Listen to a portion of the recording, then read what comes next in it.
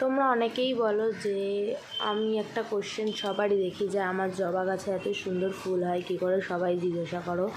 তো দেখো আজকেও একটা ফুল ফুটেছে, এখনও কত কুড়ি আছে। এটা বসানো হয়েছে ঠিক 21 দিন হলো। একদম এই এতটা অবধি ছিল, গাছটা বেড়ে এতটা হয়েছে। আর এই গাছটা তো আমি কি বলবো, এই গাছটার কথা 1 মাসে বসিয়েছি। দেখো এটার কড়ি খালি কাঠবিড়ালিতে খেয়ে নিত, তাও এটার কত কুড়ি আসে। তাও তোমরা রোজই জিজ্ঞাসা করো যে আমি গাছে কী খাবার দিই। আমি প্রয়োগ করি হচ্ছে গিয়ে, দেখো বৃষ্টিতে পুরো ভিজে যাচ্ছি, আমি এই গাছে প্রয়োগ করি হচ্ছে লাল পটাশ। 1 চিমটে লাল পটাশ মানে 1 চামচের হাফ এই গোড়ার মাটিতে সাইড করে ছড়িয়ে দেবে, মানে সাইড বরাবর। তো ছড়িয়ে দিলেই তারপরে পুরো একদম ঢেলে জল দেবে, তাহলেই দেখবে একদম তোমার গাছ এরকম সুন্দর ফুলে ভরে উঠবে।